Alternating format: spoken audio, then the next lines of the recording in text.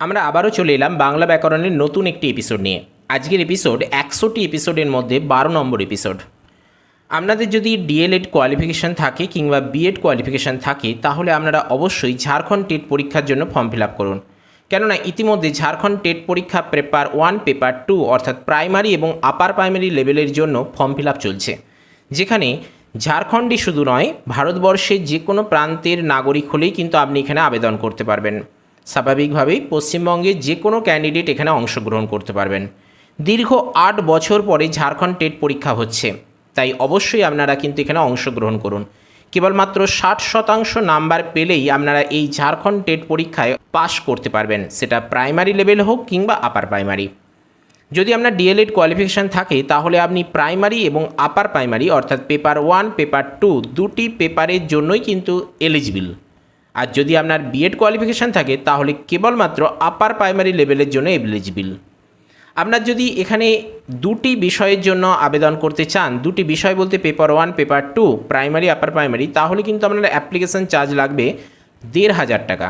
আর যদি আপনি যে কোনো একটি অর্থাৎ paper 1 paper 2 primary upper primary যে কোনো একটির জন্য করতে চান তাহলে আপনার অ্যাপ্লিকেশান চার্জ লাগবে 1,300 টাকা। টোটাল বিষয়টা আলোচনা করে দিলাম। এবারে আসি এজ লিমিটের কথাটা যদি একটু বলি, তাহলে জেনারেলদের জন্য 42 বছর, স্বাভাবিকভাবেই এসসি এসটিদের জন্য কত সেটা বলে কোনো লাভ নেই।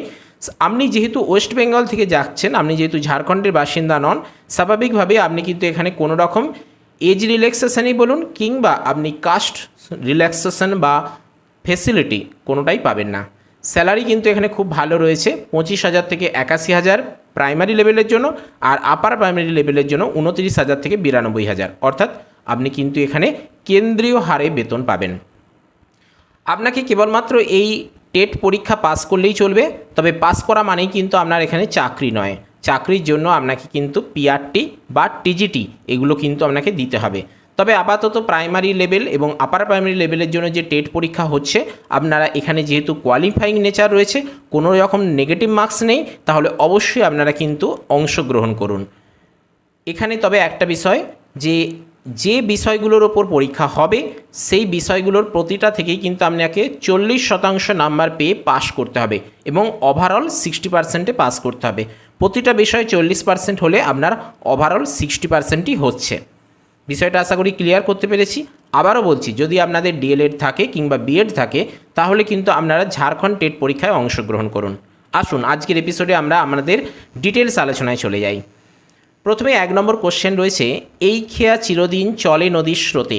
এখানে চলে এর নিচে দাগ দেওয়া রয়েছে এবং বলা হচ্ছে রেখাঙ্কিত পদটি যার উদাহরণ। প্রযোজক ক্রিয়া, মৌলিক ক্রিয়া, নামধাতুজ ক্রিয়া নাকি যুক্ত ক্রিয়া? আমরা একটু আগেই জেনে এসেছি বা বিগত এপিসোডেই জেনেছি, প্রযোজক ক্রিয়া বলতে অন্যকে দিয়ে কাজ করিয়ে নেওয়া বোঝালে, কিন্তু এখানে চলে বলতে সে তো নিজে থেকে চলছে, তবে এটা ঠিক সে নিজে চলে না, অন্য কেউ চালায়। এখানে সঠিক উত্তর হবে কিন্তু মৌলিক ক্রিয়া। এখানে চলেটা কিন্তু মূল ধাতু চল ধাতু থেকে এসেছে। আমরা পড়েছি চলতি চলত, চলন্তি, চলসি, চলথ, চলথ, এইভাবে যে থাকে সেই অনুযায়ী। নেক্সট আসি, সুবল বা জয়ন্ত কোনো একজনকে পাঠিও। এখানে দাগ দেওয়া রয়েছে বায়ের নিচে, তাহলে এটা কি হবে? উপমাবাচক অব্যয়, বৈকল্পিক অব্যয়, সংকোচক অব্যয় নাকি সংযোজক অব্যয়? সঠিক উত্তর বা হলো একটি বৈকল্পিক অব্যয়। অব্যয় আমরা জানি কোনো অবস্থাতেই যেটা পরিবর্তন হয় না, তবে এই অব্যয়ের অনেক শ্রেণীবিভাগ রয়েছে। সংকোচক অব্যয় কোনগুলো, উপমাবাচক অব্যয় কোনগুলো, সংযোজক অব্যয় যেমন ও, এবং, আর, এগুলোকে বলা হয় বৈকল্পিক অব্যয়। বা, কিংবা, নতুবা, এই যে ব্যাপারগুলো থাকে এগুলো আপনাদেরকে কিন্তু ব্যাকরণ বই দেখে মাঝে মাঝে প্র্যাকটিস করতে হবে, চোখ বুলিয়ে নিতে হবে, তাহলেই চলবে। উচ্চ মধ্য স্বরধ্বনির উদাহরণ। স্বরধ্বনিকে কিন্তু জিভার অবস্থান অনুযায়ী যে শ্রেণীবিভাগ সেখান থেকে এসেছে উচ্চ মধ্য স্বরধ্বনি, অর্থাৎ জিভার অবস্থান অনুযায়ী স্বরধ্বনিকে 4টি শ্রেণীতে ভাগ করা হয়। কি কি? উচ্চ স্বরধ্বনি, উচ্চ মধ্য স্বরধ্বনি যেটা এখানে উদাহরণ হিসেবে চাওয়া হচ্ছে, আরেকটা থাকে নিম্ন মধ্য স্বরধ্বনি, আর থাকে নিম্ন স্বরধ্বনি। তার মধ্যে উচ্চ মধ্য স্বরধ্বনি কাকে বলে? অর্থাৎ এর সংজ্ঞাটা যদি আমরা জানতে চাই তাহলে বুঝতে পারবো যে সকল স্বরধ্বনি উচ্চারণকালে জিভা মুখগহ্বরের সর্ব উচ্চে অবস্থান না করে তার থেকে কিছুটা নিচে অবস্থান করে, অর্থাৎ মধ্যে অবস্থান নয়, তার ঠিক মধ্য থেকে উপরে আর সর্বোচ্চ থেকে কিছুটা নিচে, এই জায়গাটায় অবস্থান করে তখন তাকে বলা হচ্ছে উচ্চ মধ্য স্বরধ্বনি। এর উদাহরণ কোনগুলো? উচ্চ মধ্য স্বরধ্বনির উদাহরণ হচ্ছে এ এবং ও। ক্লিয়ার করতে পারছি? অর্থাৎ অপশান বি এখানে সঠিক উত্তর। আর এখানে যেটা রয়েছে হস্যই হস্যৌ, এটা কিন্তু উচ্চ স্বরধ্বনির উদাহরণ, অর্থাৎ হস্যৌ এবং হস্যই এটা উচ্চ স্বরধ্বনির উদাহরণ, উচ্চ স্বরধ্বনি। আর অ এ এটা কি? নিম্ন মধ্য স্বরধ্বনি, নিম্ন মধ্য, কেমন? নিম্ন মধ্য স্বরধ্বনি। আর আটা হচ্ছে নিম্ন স্বরধ্বনি। ক্লিয়ার করতে পারছি? নেক্সট আসি, নিচের কোনটি সঠিক? এখানে কি কি দেওয়া রয়েছে? পেচক থেকে পেঞ্চক, এটা কি হয়? পেঁচা হয়। পুস্তক থেকে কি হয়? পুঁথি, অর্থাৎ পয়ের চন্দ্রবিন্দু হয়, কিন্তু সেটা এখানে দেখুন নেই। ভাত থেকে ভাত, এটা কখনোই হয় না। অঙ্ক থেকে আঁক, এইটা দেখুন, এটা তো নাসিক কী ভবন ঘটেছে, উয়া ইয়া দন্তনা মধ্যনাময়ের পর এই যে ব্যাপারটা আসছে, নাসিক ব্যঞ্জনের পরিবর্তে ই হলে, তাহলে এটা কি হচ্ছে? অঙ্ক থেকে আঁক, এটা সঠিক, অর্থাৎ অপশান ডি এখানে সঠিক উত্তর। নেক্সট, প্রথম শব্দের শেষে থাকা মূর্ধন্যস্ব ধ্বনির সঙ্গে পরবর্তী শব্দের প্রথমে থাকা ত বা থ ধ্বনির সন্ধি হলে ত স্থানে ট হয়। এরকম থ স্থানে কি হবে? এখানে একটু বানানটা গণ্ডগোল হয়ে গেছে, এটা ঠিক করে নেবেন, কেমন? এটা এরকম হবে। ট স্থানে কি হবে? ট স্থানে হবে কিন্তু ঠ। এগুলো আপনাদেরকে মুখস্থ রাখতে হবে, একদম মুখস্থ ছাড়া কোনো উপায় নেই। আমি ওকে রাস্তা দিয়ে যেতে দেখলাম, রেখাঙ্কিত পদটি যার উদাহরণ। দেখুন এখানে ওয়ায় কয়ে হবে, কয় কয়ে হয়ে গেছে, বানানগুলো একটু গন্ডগোল হয়ে যায় সেভ করার সময়, এগুলো একটু আপনারা ঠিক করে নেবেন। আপনারা নিজেরাও বুঝতে পারছেন, আপনারা অভিজ্ঞ, কোনো অসুবিধে নেই। এখানে বলা হয়েছে যে আমি ওকে রাস্তা দিয়ে যেতে দেখলাম। দেখুন বাক্যের কিছুটা অংশ জুড়ে একদম আন্ডারলাইন করে দেওয়া রয়েছে, অর্থাৎ এখানে বুঝতে পারছি বাক্যাংশ কী হবে? কর্ম। এখানে যে অপশানগুলো রয়েছে, উপবাক্যীয় কর্ম, সমধাতুজ কর্ম হবে না, কেননা সমধাতুজ বলতে কি আমরা বুঝি? কর্মটা যে ধাতু থেকে নিষ্পন্ন, ক্রিয়াটিও সেই ধাতু থেকে নিষ্পন্ন, অর্থাৎ একটি বাক্যে কর্ম যে ধাতু থেকে নিষ্পন্ন হবে এবং সেই বাক্যস্থিত ক্রিয়াটি সেই ধাতু থেকে নিষ্পন্ন হলে তখন তাকে বলা হয় সমধাতুজ কর্ম। এই যে দুজনেরই ধাতুটা এক, ওই জন্য বলছে সমধাতুজ, সেটা তো এখানে হচ্ছে না। অক্ষুণ্ণ কর্মও হবে না। আর আমরা পরিষ্কার এটা বুঝতে পারছি যে কেউ করে দিতে পারবে বাক্যাংশ কর্ম, উপবাক্য এখানে নয়। নেক্সট আসি, পদগুলি যথাস্থানে না থেকে এলোমেলোভাবে উপস্থিত থাকলে তাকে কি বলা হয়? এটা একটু খুব গুরুত্বপূর্ণ, বিশেষ কিছু নয়, একটু হালকা করে বুঝে নিলেই চলবে। এটা সঠিক উত্তর প্রথমে বলে দিচ্ছি, আসক্তিহীনতা। কেন আসক্তিহীনতা? এই যে বলছে একটি বাক্যস্থিত পদগুলি যথাযথভাবে না থেকে যদি এলোমেলোভাবে থাকে, মানে প্রত্যেকটাই রয়েছে একটা সঠিক বাক্য হওয়ার ক্ষেত্রে, কিন্তু সেগুলো এলোমেলোভাবে রয়েছে, আপনারা বুঝতে পারছেন ব্যাপারটা, তাহলে সেটা হয় আসক্তি। মানে এই ক্ষেত্রে সমস্যাটা কী হয় বলুন তো? তার আগে বলছি, ধরুন যোগ্যতাহীনতা কী হয়? যদি সঠিক উত্তর, মানে জলে আগুন লেগেছে, এটা কি যোগ্যতা রয়েছে? এটা কেউ অবাস্তব। গরু আকাশে উড়ছে, যদি বলতে পাখি আকাশে উড়ছে তাহলে ঠিক ছিল, গরু আকাশে উড়ছে, জলে আগুন লেগেছে, যদি বলা হতো যে খড়ের গাদায় আগুন লেগেছে তাহলে ঠিক ছিল, জলে আগুন লেগেছে এটা তো মেনে নেওয়া যায় না, তার মানে এখানে যোগ্যতার অভাব ঘটেছে। আর আকাঙ্ক্ষাহীনতা বলতে কি বোঝায়? একটা বাক্য বলার পরে আরও কিছু শোনার আকাঙ্ক্ষা রয়ে যায়, মানে একটা অসম্পূর্ণ বাক্য যাকে বলা যায়। আমি তাকে বললাম, এটা বলে যদি আমি থেমে যাই তাহলে কি ব্যাপারটা কি থাকছে, যে কি বললাম, এই যে একটা আকাঙ্ক্ষা, জানার আকাঙ্ক্ষা রয়ে যাচ্ছে, জিজ্ঞাসা রয়ে যাচ্ছে, সেটা হচ্ছে আকাঙ্ক্ষা।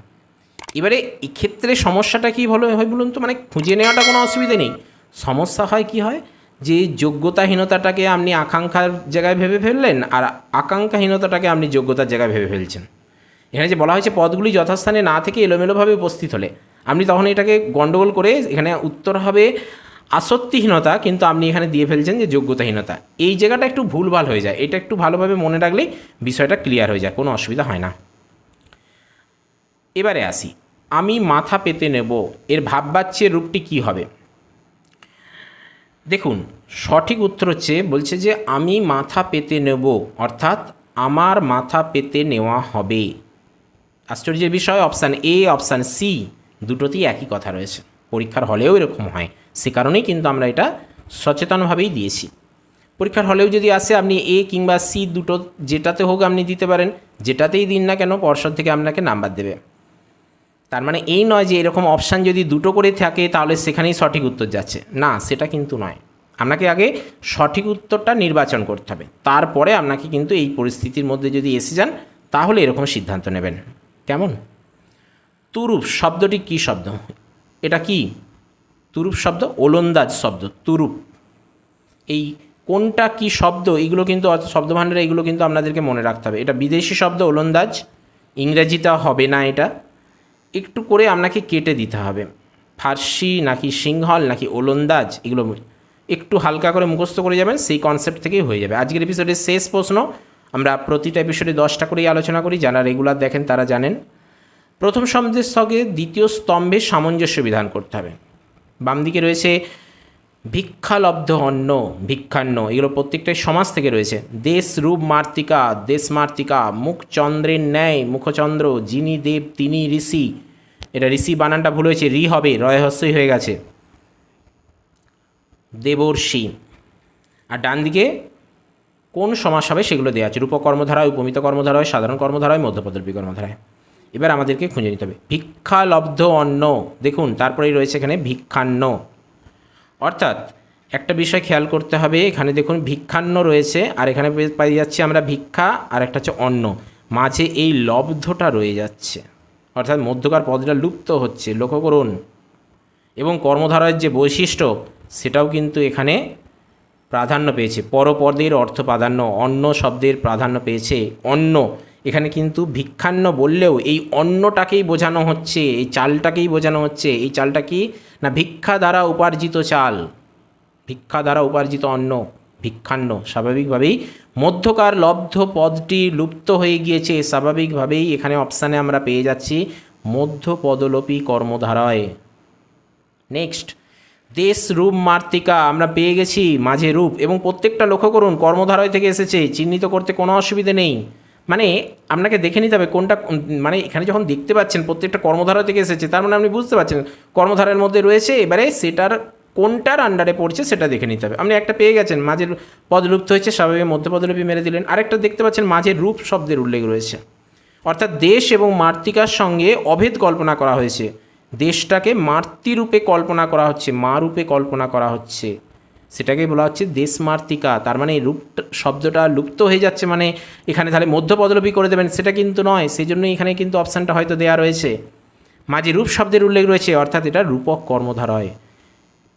কেন না, দেশ এবং মাতৃকা এর মধ্যে অভেদ কল্পনা করা হয়েছে এই রূপ শব্দের মধ্য দিয়ে, মাঝে রূপ পদটি লুপ্ত পাচ্ছে এবং দেশ এবং মাতৃকা এক হয়ে যাচ্ছে। মুখ চন্দ্রের ন্যায়, আমরা জানি ন্যায় হচ্ছে সাদৃশ্যবাচক শব্দ, ন্যায়, মতো, সম, এই সাদৃশ্যবাচক শব্দ যদি ব্যাসবাক্যের শেষে অবস্থান করে তাহলে তাকে কি বলা হয়? উপমিত কর্মধারয়, তাই তো?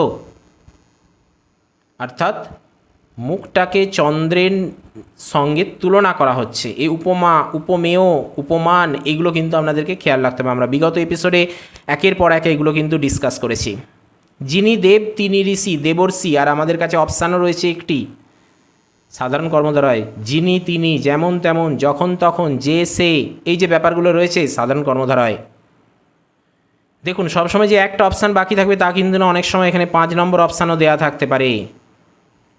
এখানে 4টে দেওয়া রইলে ডান দিকে 5টা, কিংবা বাম দিকে রইল 5টা সি অপশান দিয়ে, আর ডান দিকে রইল 4টে অপশান, এরকমও কিন্তু হয়। তবে এসএসসির ক্ষেত্রে আপাতত এগুলো হয় না, মানে সিটেট বা আরও উচ্চ লেভেলের যে পরীক্ষাগুলো হয়, কেন্দ্রীয় সরকারের পরীক্ষাগুলো হয়, সেখানে কিন্তু এরকম থাকে, এদিকে 4টে এদিকে 5টা দিয়ে দিল, কিংবা ওদিকে 5টা এদিকে 4টে দিয়ে দিল, এরকমও কিন্তু হয়। সব রকমভাবেই প্রিপারেশান থাকতে হবে, প্রিপেয়ার থাকতে হবে। তো আজকে আমরা 10টা প্রশ্ন নিয়ে আলোচনা করলাম। এ ব্যাপারে আপনাদের কিছু বলার থাকলে, জানার থাকলে, মতামত দেওয়ার থাকলে, পরামর্শ দেওয়ার থাকলে, এবং সেই সঙ্গে ঝাড়খণ্ড টেট পরীক্ষা হবে বলে ফর্ম ফিল আপ চলছে, অবশ্যই আপনারা আবেদন করুন, কেমন? আর সেই টেট পরীক্ষা সম্পর্কিত কিছু জিজ্ঞাসা থাকলে আপনারা কিন্তু কমেন্ট বক্সে জানাতে ভুলবেন না। তো চলুন আজকের এপিসোড আপাতত এ পর্যন্তই। ভিডিওটি ভালো লাগলে লাইক করুন, প্রয়োজনদের সাথে শেয়ার করুন, আর অবশ্যই সাবস্ক্রাইব করে অল নোটিফিকেশান অন করুন। Stay tune, stay connected with Sahitya Abhijan. Thank you.